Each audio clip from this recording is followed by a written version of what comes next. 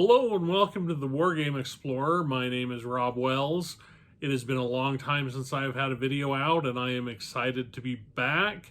I can't guarantee that these will be regular, but I hope that they will be more often. There's a lot of stuff that's been going on. It's nearly the end of the year, which means that it's almost the end of a year on Hobby Streak, which I'm really excited about. And I'm going to do a retrospective when that is over. But in the meantime, here are some of the models that I've worked on. I have worked on my homebrew chapter, the Rock Badgers, which I really love. I worked on some Sisters of Battle called the Sisters of the Malachite, or the Order of the Malachite Grove, who are very Salamander-esque. I really love them. I have done Night Haunt. I took all of my Rock Badgers and I repainted them to be Knights of the Grail, just the HQs, and that was fun. Got to incorporate a little heraldry, and so that was exciting. I have been painting some orcs. I really have gotten this affinity for painting big monsters. And that is illustrated no way better than in the Mumak of Harad, the Mumakil, which is a gift that I have made for a Christmas present. And I'm really thrilled with how that turned out. But anyway, I want to get into the video today and talk to you about there has been a lot of pushback lately on how awful Games Workshop is. And this is not a video that is a Games Workshop apology video. Games Workshop has done some stuff in the past, which you can read about on my blog, which I disagree with. I think that they need to pay their workers better. I think that their FOMO advertising is problematic. I think that their IP rules are questionable. But what I want to talk about today is why I think it's okay to like Games Workshop. And I know that that seems so weird to say. If there was someone who was coming into this hobby who knew nothing about wargaming, knew nothing about anything, they would say the largest by far, the behemoth in wargaming is Games Workshop. They sell the most, they have the most fans. Why is it controversial to say it's okay to like them? And that's what I want to get into in this video today, and why there are problems with it, but why I think, despite the fact that Games Workshop does some skeezy stuff, it's okay to like Games Workshop. So it comes down to a parallel between Games Workshop and Disney. And this is the way that I have been looking at this, is this parallel between Games Workshop and Disney. Disney is a company that is huge. It is mammoth. It has no end of problems with it. It makes gobs of money. It has scandals, and yet it is beloved, and it is not only beloved as a IP. People love the movies, they love the parks, they love all of these things, but they are also beloved as an entity. People love Disney, and they have whole personalities based around I love Disney. And there are blogs and YouTube channels dedicated to how do you find the best food in Disneyland, and where is the best place to park in Disneyland, and how do you maximize your time if you want to get from New Orleans Square to Galaxy's Edge and you want to get something to eat on the way. What do you do? There are whole websites dedicated to all of this because Disney is an identity. It is a whole personality. And the thing is that Disney is a major, major corporation. They make so much money, and they make not the bulk of their money from theme parks, but they make a lot of their money from theme parks, but they make money from other things like their Disney Princess line, which is perhaps one of the most criticized lines for enforcing gender roles, for targeting kids with advertising, for selling overpriced goods. But their Disney Princess line at its peak a few years ago was a $6 billion industry, just Disney princesses. And it not only includes the toys that you sell to kids, it not only includes the costumes the kids wear, it includes wedding dresses for adult women that are inspired by Disney princesses. It includes weddings that you can have in Disneyland or at the Disney World Resort, and be a Disney princess and live out your fantasy. There is so much to Disney that is, we are taking your money, and in every possible way that we can take your money, and we are selling you a product. Now, the part of me who got my MBA in marketing says, well, folks, this is capitalism.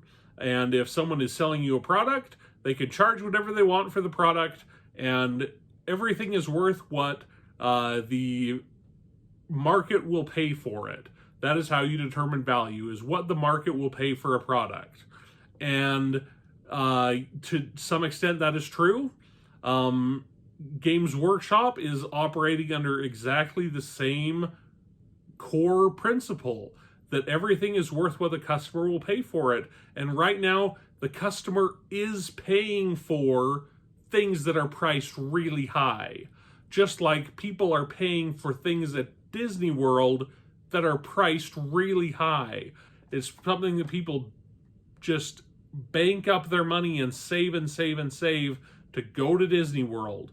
And my question is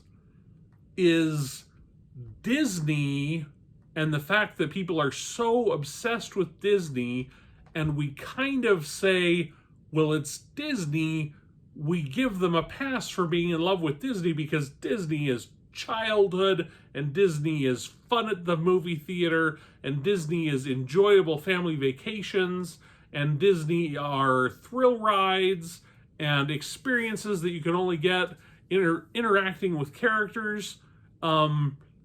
That's money well spent. But at the same time, what about Games Workshop? Games Workshop is expensive, but you are getting a good product in exchange for it. Now, are you getting value? That's the question. If you compare Bolt Action, which is the other army that I own the most of, I own almost everything that Warlord Games puts out. I love Warlord Games.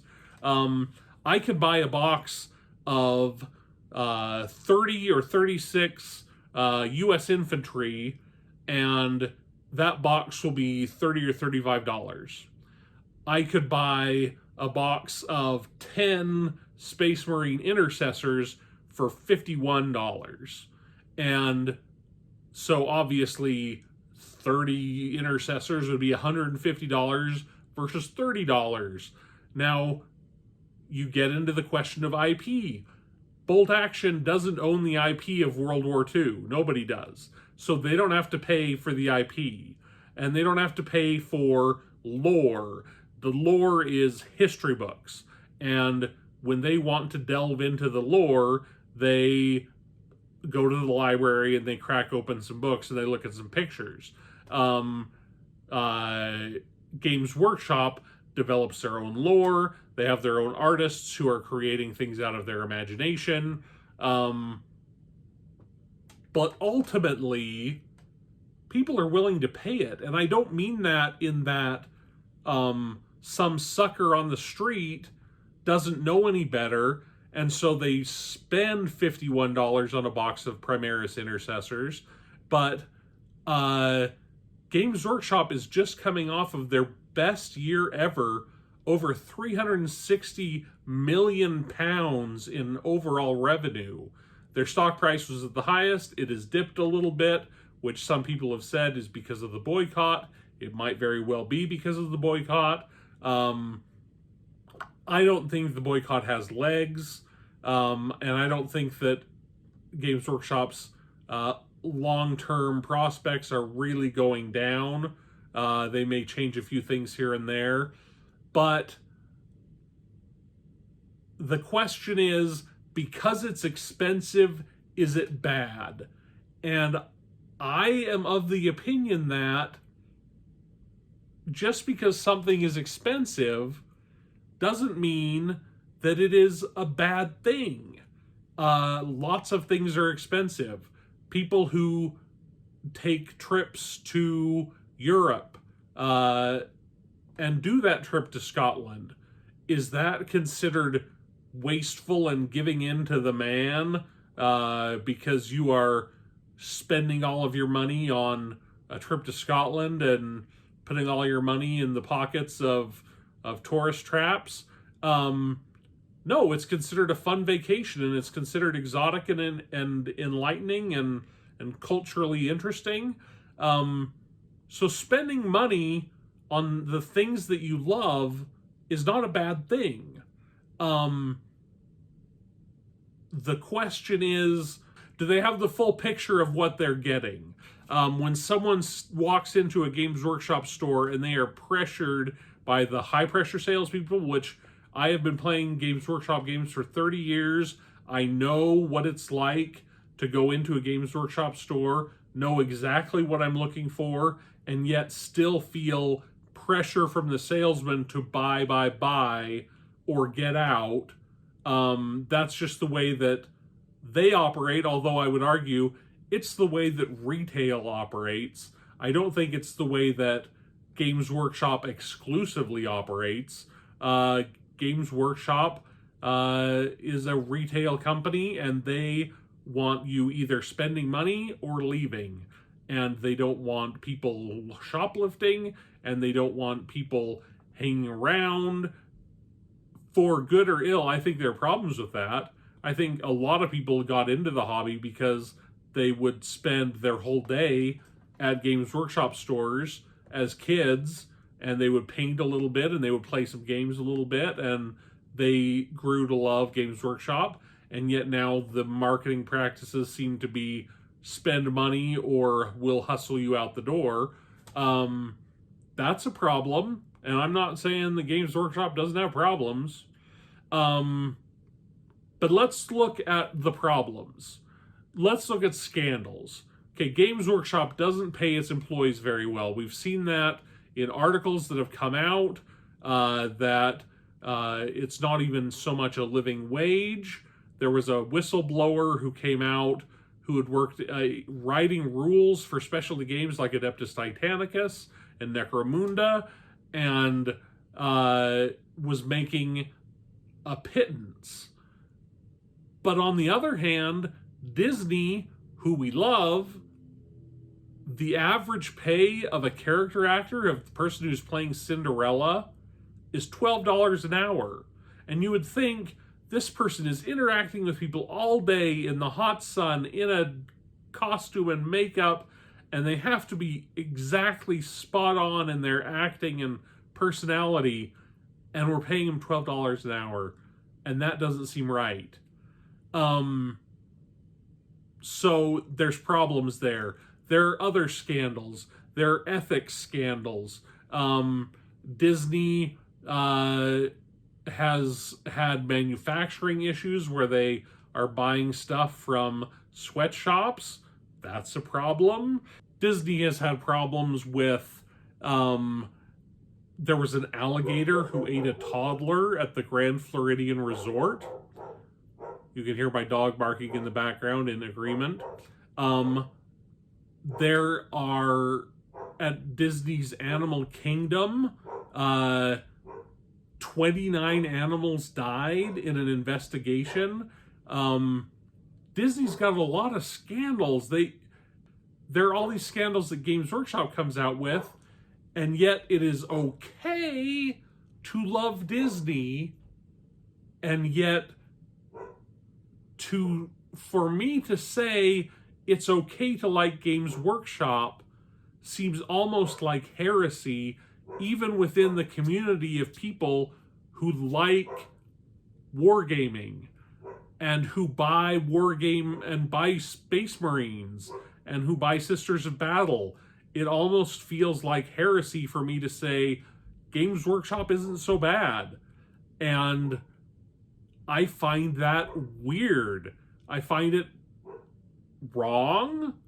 I think it's okay to like the things that you like.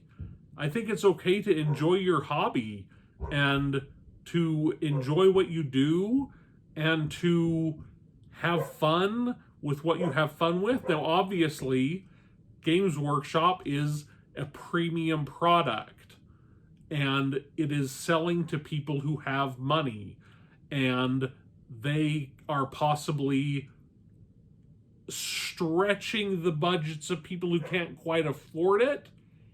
Disney's doing the same thing. Am I saying Disney is perfect? No. Am I saying that we should just say because Disney does it, Games Workshop can do it?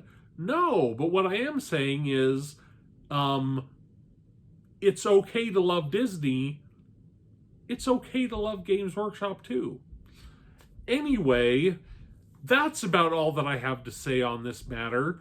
I find the parallels between Disney and Games Workshop really interesting. If you want to read more about it, you can read my blog, wargameexplorer.com. I will put a link to the article that I wrote this all up in the liner notes below.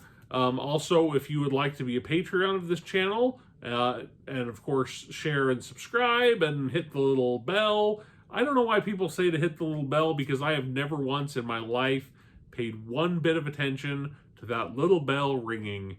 But hit the bell anyway. Thanks so much. I hope to have more videos out on a regular basis. Christmas is coming. I hope to do some year-end retrospectives. And I want my blog, which is my main focus now, wargameexplorer.com, I want that to be incorporating video more often. And this is the first step toward that. And I hope that there will be many more that are like it.